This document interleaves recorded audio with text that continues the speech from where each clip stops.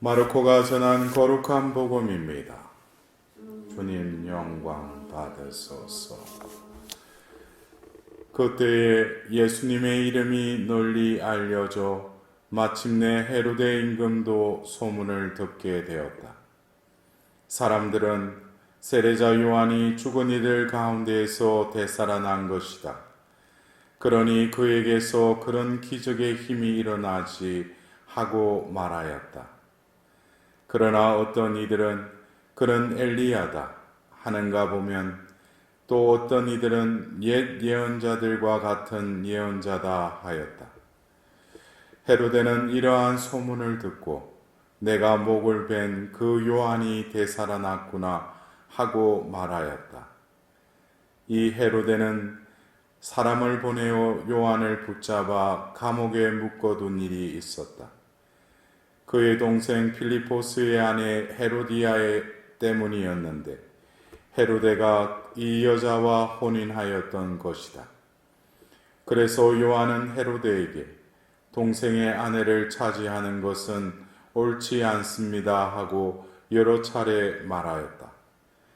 헤로디아는 요한에게 앙심을 품고 그를 죽이려고 하였으나 뜻을 이루지 못하였다. 헤로데가 요한을 의롭고 거룩한 사람으로 알고 그를 두려워하며 보호해 주었을 뿐만 아니라 그의 말을 들을 때 몹시 당황해 하면서도 기꺼이 듣곤 하였기 때문이다. 그런데 좋은 기회가 왔다. 헤로데가 자기 생일에 고관들과 무관들과 갈릴레아의 유지들을 청하여 잔치를 베풀었다. 그 자리에 헤로디아의 딸이 들어가 춤을 추어 헤로데와 그의 손님들을 즐겁게 하였다. 그래서 임금은 그 소녀에게 무엇이든 원하는 것을 나에게 청하여라. 너에게 주겠다 하고 말할 뿐만 아니라 너가 청하는 것은 무엇이든 내 왕국의 절반이라도 너에게 주겠다 하고 굳게 맹세까지 하였다. 소녀가 나가서 자기 어머니에게 무엇을 청할까요? 하자 그 여자는 세례자 요한의 머리를 요구하여라 하고 일렀다. 소녀는 곧 서둘러 임금에게 가서 당장 세례자 요한의 머리를 쟁반에 담아 저에게 주시기를 바랍니다 하고 청하였다. 임금은 몹시 괴로웠지만 맹세까지 하였고 또 손님들 앞이라 그의 청을 물리치고 싶지 않았다. 그래서 임금은 곧 경비병을 보내며 요한의 머리를 가져오라고 명령하였다. 경비병이 불러가 감옥에서 요한의 목을 베어 머리를 쟁반에 담아다가 소녀에게 주자 소녀는 그것을 자기 어머니에게 주었다. 그 뒤에 요한의 제자들이 소문을 듣고 가서 그의 죽음을 거두어 무덤에 모셨다. 주님의 말씀입니다.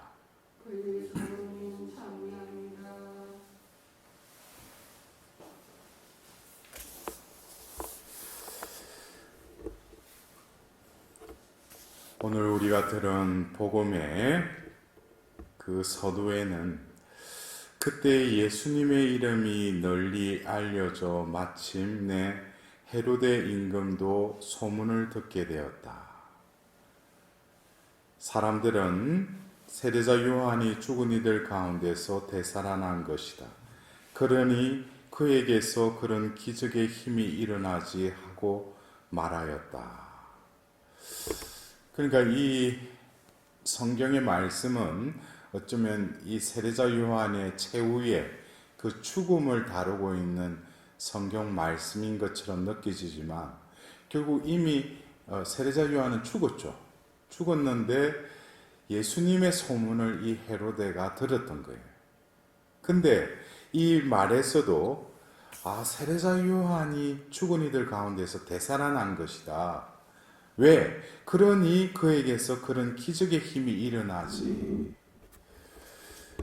그러니까 이 예수님의 소문을 들었는데 그 소문이 어떤 소문인지는 모르지만 예수님이 그 공생애에 여러 가지 소문이 무성했는데 그 예수님을 묘사했던 여러 가지 소문들이 세례자 요한과도 뭐예요? 어떤 부분에 있어서는 닮았다는 거예요. 이것은 거꾸로 말하면 세례자 요한은 예수님의 그 오시는 길을 준비하고 곧게 내는 그 소명을 받았지만 그 역시 예수님을 준비하면서 하나님의 그 섭리에 의해서 그의 존재도 예수님과 비슷한 삶을 사셨다는 거예요. 그렇다면은 우리들도 그리스도인이라고 불린다면 우리가 장례식 때 가보면은 저도 보면 이렇게 뭐 장례식장 가면은 이 명패를 보면은 아, 이 사람이 종교를 뭐 믿는지 이렇게 알 수 있잖아요, 그죠? 우리는 교우, 뭐 사제 이렇게 해가지고 이름과 세례명이 적혀 있지 않습니까? 그랬을 때 그 위에 또 영정이 이렇게 올려져 있고 많은 이들이 거기에 와서 기도를 하는데 이 세례자 요한에 대해서는 많은 이들이 그가 살아생전에 우리가 아는 그 회개의 세례를 베풀었던 그 요르단 강에 있는 세례자의 모습들, 그리고 그가 다가오는 이들에게 회개하여라 했던 그 세례자 요한의 모습들. 그러나 그의 모습은 낙타토롯을 입은 너무나 이렇게 구차한 모습의 그 세례자 요한. 그러나 사람들의 기억 속에는 뭡니까? 뭔지 몰라도 저 사람은 진리를 말하고 있구나. 그러니까 그들의 마음이 움직여서 세례자 요한에게로 이렇게 몰려든 거 아니겠어요? 결국 우리도 죽고 나서 많은 이들이 나에게 어떤 평가를 할까? 여러분들, 저는 그런 생각을 가져요. 살면서 남들에게 뭐 좋은 평가받고, 그것은 어쩌면 가짜도 많을 것 같아요. 왜? 그 사람이 살아있으니까. 그러나 그 사람이 죽고 나면은 비로소 어떻게 보면 그 사람의 실체에 가까운 어떤 평가가 내리지 않을까. 야, 그 사람은 참 어떠했던 사람이다라는 것이, 그러니까 저도 이렇게 장례식장 가면은 뭐 거기에 어떤 뭐 식당이나 뭐 또 거기에 조문 오른 사람들 이렇게 분위기를 보면은 대강 그것이 느껴져요. 아, 이 사람이 어떻게 사셨구나. 그래서 어쩌면 이 죽음 앞에서는 모든 것이 다 드러나는 것 같아요.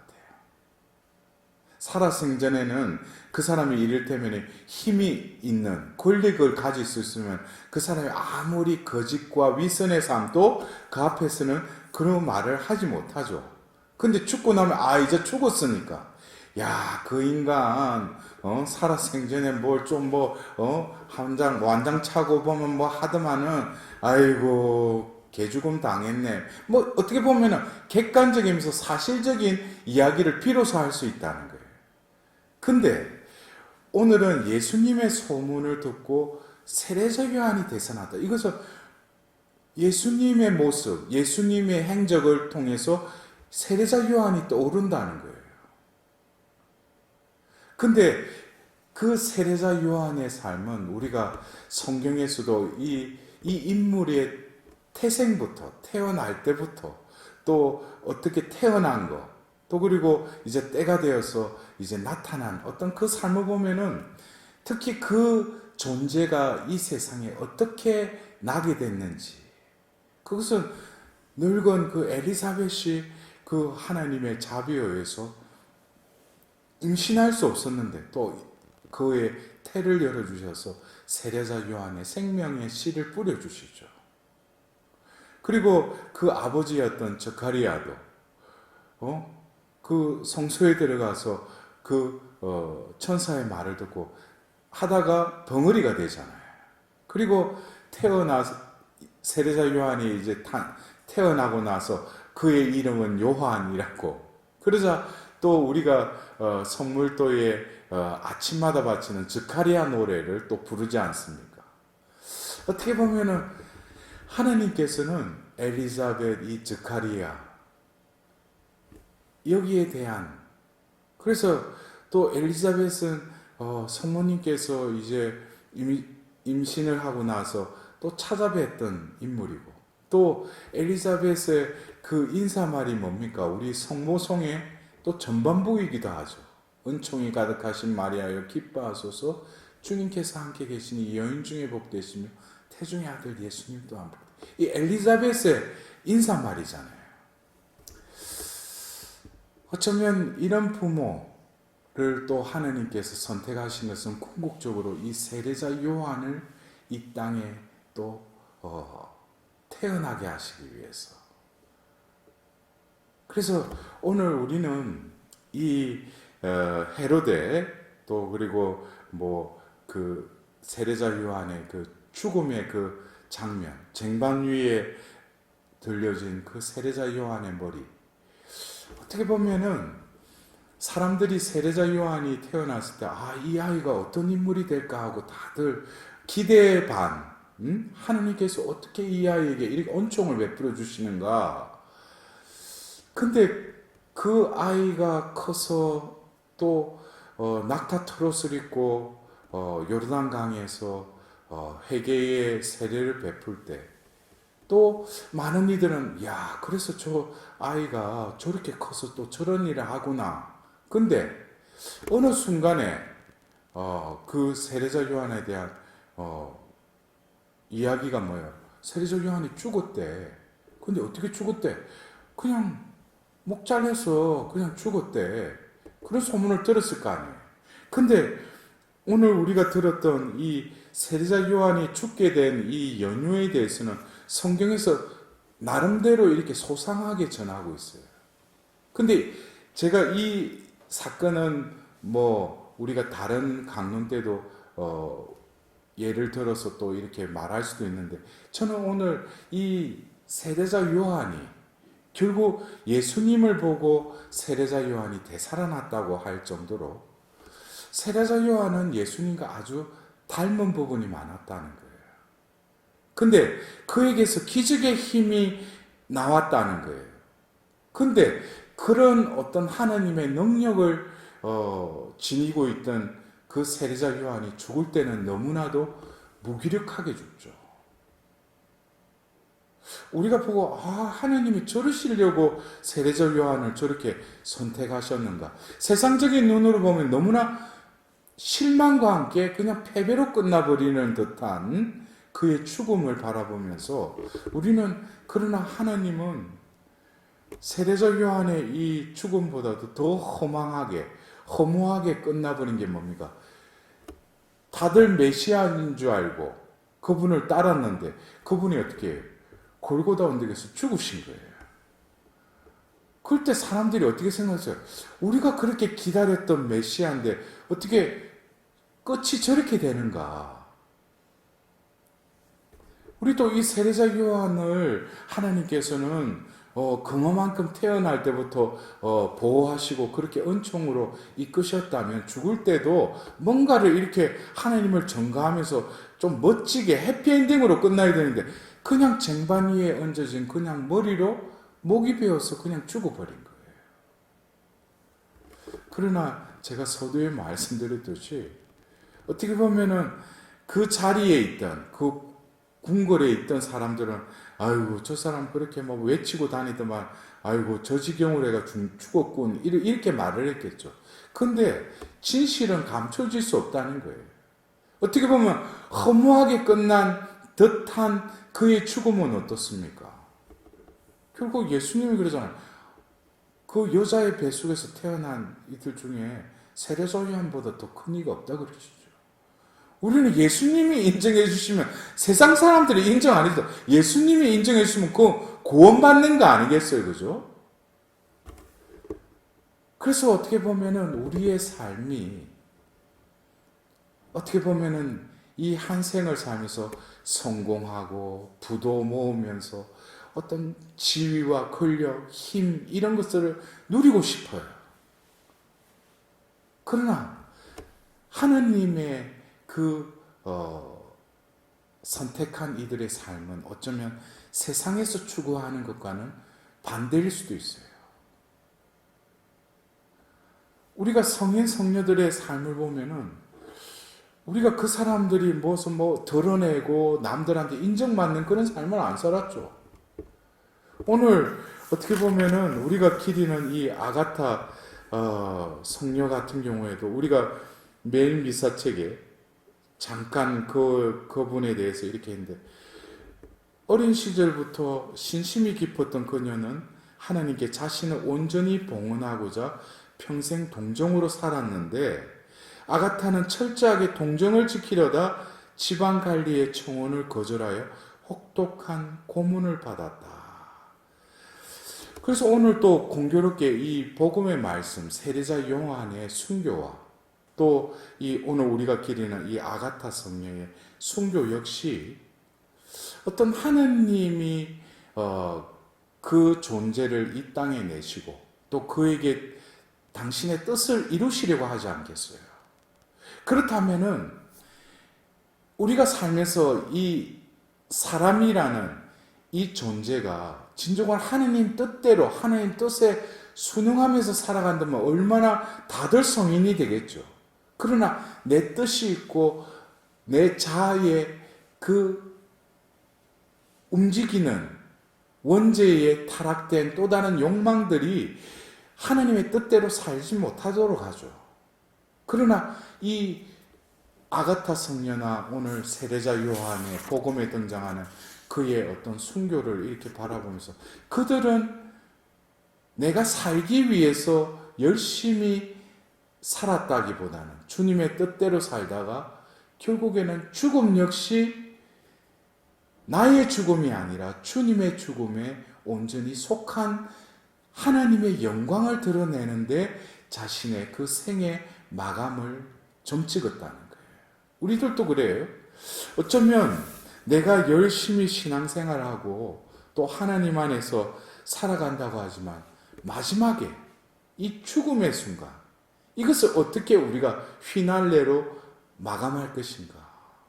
그래서 우리는 끊임없이 이 선종의 은총, 우리는 성모성의 후반부에 성모님께 진정으로 우리가 구하는 은총은 이제와 저희 죽을 때라고 그랬어요.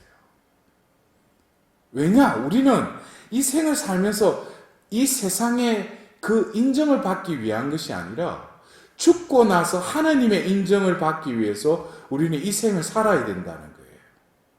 어떻게 보면 살아가는 차원이 틀린 거죠.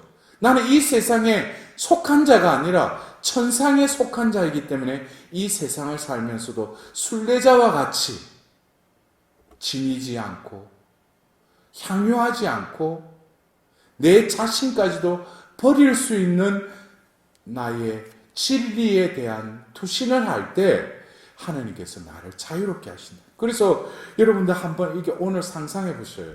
세례자 요한은 어쩌면 태어날 때부터 또 하나님께서 또 그를 보호하셨고 또 때가 되자 예수님의 그 때를 맞이하기 위한 선구자로서 그 메시지와 세례를 베풀었고 그의 어떤 강직함, 하나님 뜻만을 온전히 살아가려고 하는 그의 모습 속에서 오늘 그 헤로디아의 딸이 머리를 갖다 달라고 할 때 그 병사들이나 누가 갔을 거 아닙니까? 감옥에 갇힌.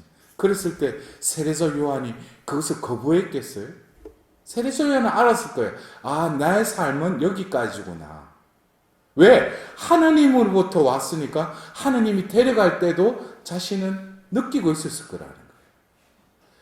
그래서 목을 갖다 대더라도 자신의 어떤 생존의 본능이 두려움에 쌓이기도 했겠지만 떳떳하게 아마 목을 대밀었을 거예요. 거기서 저항하고 그러다가 어쩔 수 없이 포박당해가지고 어쩔 수 없이 목 베인 게 아니라 왜? 그의 삶은 하나님이 나를 대신해서 하나님이 나에게 생명을 주셨으니 때가 되어서 하나님이 내 생명을 걷어가신다는 그것에 대한 세례자 요한의 하나님과의 그 일치가 있었기 때문에 아마 세례자 요한은 죽음조차도 두려워하지 않고 받아들였을 거라는 거예요.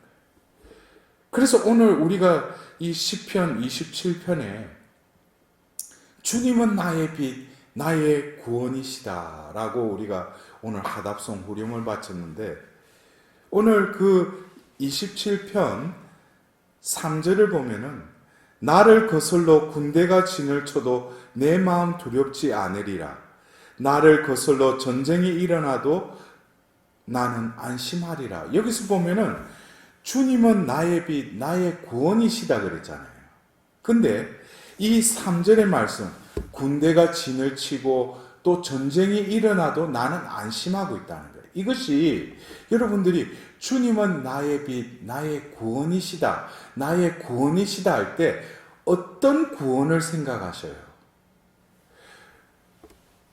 적들이 포위하고 적들이 전쟁을 일으켜도 나는 안심하다는 할 때 이 구원이라는 의미가 하나님이 그 적들을 맞서 싸워주시니까 내가 그 보호하시면 내가 안심하다고 생각하는 그 구원인가? 주님은 나의 구원이라는 의미가, 제가 생각할 때는 그 구원은 아닌 것 같아요. 나는 안전하고 안심하는 하느님이 적들을 막아주는 그 구원이 아니라, 바깥에 있는 구원이 아니라 내 안에 계시는 구원이라는 거죠.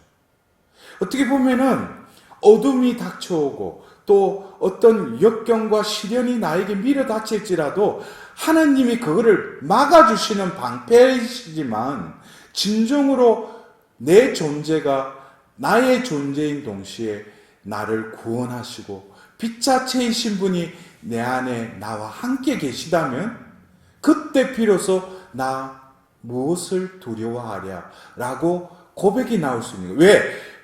바깥에 막아주고 나는 안이하게 나를 보호해 주시니까 나는 안심한다, 그 구원이 아니라, 제가 왜 이 시편의 말씀을 세례자 요한에게 결부시킨다면, 세례자 요한도 끊임없이 닥쳐오는 반대와 정오와 그런, 심지어 그 마지막에 그 적대의 세력에 그 목을 베일 때도 그는 두려워하지 않았다는 거예요. 왜? 주님은 나를 구원하시는 분이니까. 내 안에 함께 계시고 그분이 나의 빛이시니까. 여러분들, 우리가 진정으로 하나님 자녀라면 하늘의 별처럼 빛을 내라는 그 바오로 사도의 말씀을 한번 다시 되뇌어 봅시다. 내가 빛을 내는 주체가 아니라 이 어두운 세상 속에서도 내 안에 빛이신 그분을 모시고 있다면 우리는 밤하늘의 별처럼 빛을 발할 것입니다. 여러분들, 우리가 구원할 때 요즘 보면은 이 코로나 시대에, 이런 혼탁한 시대에 우리가 한번 구원에 대해서 생각한다면, 저는 구원의 때에 우리가 마테오복음을 보면은 달도 해도 빛을 잃고 암흑이 됐을 때 천사들이 이제 지나가면서 선인과 악인을 이렇게 솎아낸다고 그랬어요. 근데 이 말씀, 그 종말의 때, 그 마지막 때를 보면은 태양도 빛을 잃고 달도 빛을 잃어서 어두컴컴한데 천사들이 지나가면서 어떻게 의인과 악인을 어떻게 가려낼까? 여러분들 어떻게 생각하셔요? 천사들은 영적인 존재잖아요. 근데 그들의 눈에는 이 사람이 의인이고 선인이고 또 이 사람이 악인이고 멸망할 자라는 걸 안다는 거예요. 왜? 뭘 보고? 어두운 천지인데. 그들은 영적인 존재이기 때문에 그 한 개체를 볼 때, 그 존재를 볼 때 그 안에 빛을 본다는 거예요. 우리가 반딧불과 같이. 시골에 여기서도 오면은 어떤 때 보여요, 반딧불이. 근데 그 어둠 천지인데 지나가면서 어두운데 안 보일 거 아니에요. 근데 그 영적인 존재의 눈에는 그게 보인다는 거예요. 그 빛이 바란다는 거예요. 그래서 그 의인들은 성초를 가지고 빛을 밝히기 때문에 밝아지는 게 아니라 그 존재가 빛의 하나님을 모시고 있기 때문에 그 어둠 천지 속에서도 그 천사들은 이 사람이 하나님의 자녀임을 알게 된다는 거예요. 그래서 우리는 주님은 나의 빛, 나의 구원이시다 라고 하는 빛과 구원자이신 그분이 나를 보호해 주시고 나를 밝혀 주시는 분이 아니라 내 안에 모시고 내 안에 거하시면서 나를 통해서 어떻게 빛을 발산하시고 나를 통해서 필요한 이들을 또한 구원하기 위한 도구로 나를 또 쓰신다는 거예요. 그래서 우리들도 진정한 제가 오늘 서두에 문득 여러분들에게도 그런 질문을 던졌지만 내가 살면서 남의 눈에 내가 어떻게 인정받을까 라는 것보다도 오늘 세례자 예수님의 모습을 보고 세례자 요한을 떠올렸듯이 저 사람을 보니까 성당을 그렇게 열심히 다니더만 그분의 삶은 여느 사람하고 뭔가 틀리다. 저 사람을 보니까 예수님 성경에 나오는 예수님이 떠오른다. 그런 평가를 받는 것이 어쩌면 진정한 평가가 아니겠습니까? 오늘 하루도 어쩌면 세례자 요한과 같이 진리를 증거하고 더불어서 내가 이 생을 마치고 죽었을 때 참 저 사람은 예수님을 닮은 자이구나 라는 그러한 평가를 받을 수 있도록 오늘 하루도 진실과 의로움의 영 안에 살아갈 수 있도록 하나님께 자비를 구하도록 합시다.